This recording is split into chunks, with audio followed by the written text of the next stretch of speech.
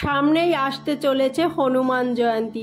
2025 সালে 1431 বঙ্গাব্দের চৈত্র মাসের পূর্ণিমা জয়ন্তী কবে পড়েছে এবং হনুমান জয়ন্তীর পূর্ণাঙ্গ সময়সূচি, পূর্ণিমা তিথি কখন ছাড়বে, পূর্ণিমা নিশি ও ব্রত কবে পালন করা হবে, পূর্ণিমার দিন শ্রী শ্রী সত্যনারায়ণের পূজা ও গঙ্গা স্নানের বিশেষ সময় ও তার পাশাপাশি আমরা জানব হনুমান জয়ন্তীর দিন আর্থিক উন্নতি করার জন্য বাধা বিপত্তি থেকে মুক্তি পাওয়ার জন্য পান পাতা দিয়ে সহজ সরল টোটকা জানাবো ভিডিওটির মাধ্যমে। ভিডিওটির মূল পর্বে যাওয়ার আগে দোলামণ্ডল চ্যানেলে আপনাদের সবাইকে অনেক অনেক স্বাগত। আশা করছি বন্ধুরা আপনারা সবাই ভালো আছেন এবং সুস্থ আছেন। ভিডিওটি ভালো লাগলে লাইক এবং কমেন্ট করবেন। আমার চ্যানেলে নতুন বন্ধু হয়ে থাকলে চ্যানেলটি অবশ্যই সাবস্ক্রাইব করে আমার পাশে থাকবেন। আমার সকল বন্ধুদের কাছে অনুরোধ রইল ভিডিওটি প্রথম থেকে শেষ পর্যন্ত দেখার। চলুন বন্ধুরা ভিডিওটির মূল পর্বে যাওয়া যাক। শুক্লপক্ষের পূর্ণিমার দিন জন্ম হয়েছিল ভগবান শ্রী হনুমানজির। দিনটি ছিল মঙ্গলবার। ধর্মানুসারে পূর্ণিমা তিথিতে জন্মগ্রহণ করেন ভগবান হনুমান।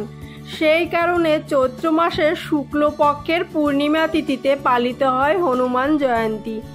ব্রহ্মাণ্ড পুরাণ অনুসারে কেশরী নামে একজন অসুর ছিলেন। তার কন্যার নাম ছিল অঞ্জনা। সুন্দরী অঞ্জনা বালু রাজাকে বিবাহ করেছিলেন, কিন্তু বিবাহের পর নানা রকমের জটিলতা দেখা দেয়।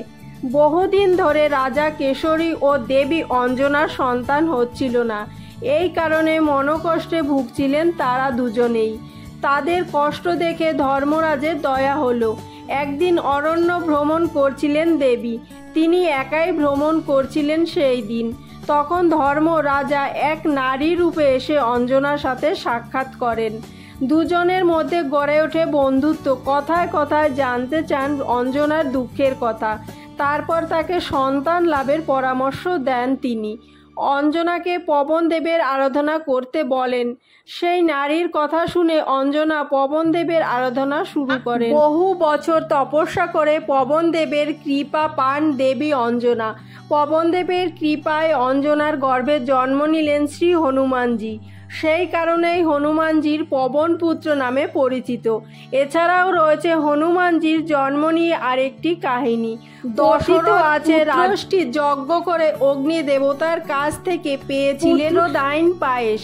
এই পায়েস রানী কৈকেয়ী যখন খেতে যাচ্ছিলেন তখন একটি শকুন এসে পায়েস ছিনিয়ে নিয়ে আকাশে উড়ে গেলেন।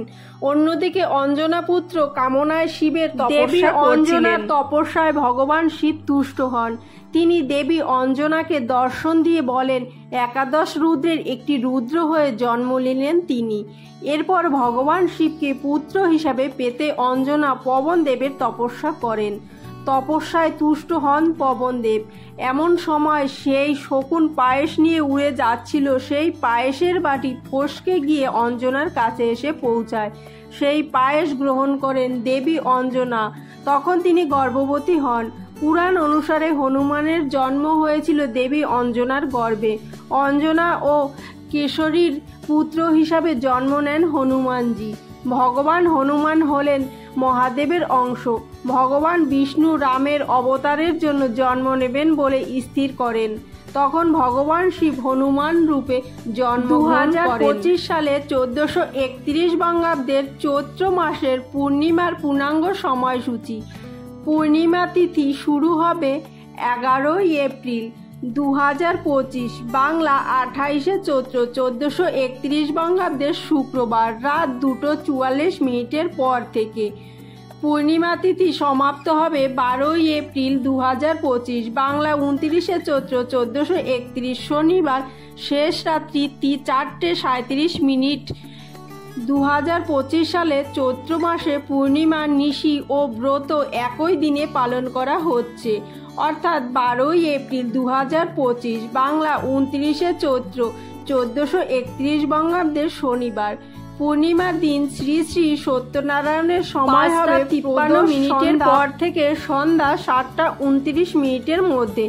গঙ্গা স্নানের বিশেষ সময় থাকবে 12 এপ্রিল শনিবার সকাল 6টার পর থেকে শেষ রাত্রি 4:37 মধ্যে। চৈত্র পূর্ণিমা বিহিত গঙ্গা স্নান, দান আদি। 12ই এপ্রিল শনিবার শ্রী শ্রী হনুমান জয়ন্তীর পতাকা পূজা, শ্রী শ্রী কৃষ্ণে বসন্ত রাসযাত্রা। হনুমান জয়ন্তীর দিন ভগবান শ্রী হনুমানজির কৃপা লাভ করুন এই ছোট্ট উপায়টি। কি করতে হবে? হনুমান জয়ন্তী 2025 সালে 12ই এপ্রিল 2025 শনিবার পড়তে চলেছে। মঙ্গলবার এবং শনিবার বিশেষভাবে হনুমানজিকে পুজো করে থাকেন তার ভক্তরা। হনুমানজির দিন অবশ্যই হনুমানজিকে পুজো করুন। শনিবার সকালে সূর্যোদয়ের আগে ঘুম থেকে উঠে স্নান করে পরিষ্কার বস্ত্র পরিধান করুন। এরপরে যে কোনো হনুমানজির মন্দিরে যান এবং ভগবানকে পুজো অর্চনা করুন। কলিযুগে অন্যতম শক্তিশালী দেবতা হলেন হনুমানজি। মনে করা হয় তিনি হলেন শিবের অংশ। হনুমানজিকে যে সম্ভব করে তুলতে পারেন। হনুমানজি খুব দ্রুত বিপ্রসন্ন হন, শুধুমাত্র দরকার বিশ্বাস আর ভক্তি। হনুমানজির মন্দিরে গিয়ে ভগবানের সামনে একটি প্রদীপ জ্বালাবেন। এরপর ভগবানের সামনে ফল মিষ্টি ভোগ অর্পণ করবেন। একটি বিশেষ মালা হনুমান জয়ন্তীর দিন ভগবান শ্রী হনুমানজির গলায় পরাতে হবে। সেই মালাটি হলো 5টি পান পাতা এবং 5টি অশ্বত্থ পাতা দিয়ে তৈরি। 5টি পান পাতা ও 5টি অশ্বত্থ পাতা নিয়ে একটি মালা তৈরি করতে হবে। শ্রীরাম শ্রীরাম উচ্চারণ করতে করতে ভগবান শ্রী হনুমানজির গলায় পরিয়ে দিতে হবে। এরপর ভগবানের সামনে রাখতে হবে একটি ঘটিতে জল। পুজোর সময় ভগবান শ্রী হনুমানজির সামনে রাখবেন। এরপর ভগবান শ্রী হনুমানজিকে বিধিবদ্ধ আরতি করবেন। আরতির সমাপ্ত হলে 3 বার হনুমান চল্লিশা পাঠ করবেন। হনুমান চল্লিশা পাঠ করে নেওয়ার পর হনুমানজির প্রণাম বলবেন। পুজো সম্পন্ন হলে বাচ্চাদের মধ্যে লাড্ডু বিতরণ করবেন। এরপর যে ঘটিতে জল রেখেছেন হলুদ মিশিয়ে সেই ঘটির জলটিকে ঘরে নিয়ে আসবেন। পান পাতার সাহায্যে বাড়িতে ছড়িয়ে দেবেন। এই উপায়টি করার মাধ্যমে বাধা বিপত্তি দূর হবে, আর্থিক উন্নতি হবে। বন্ধুরা, আজকের ভিডিওটি এখানেই শেষ করছি। আশা করছি ভিডিওটি আপনাদের ভালো লাগছে। ভিডিওটি ভালো লাগলে অবশ্যই একটি লাইক করবেন এবং অন্যান্য বন্ধুদের সাথে ভিডিওটি শেয়ার করবেন।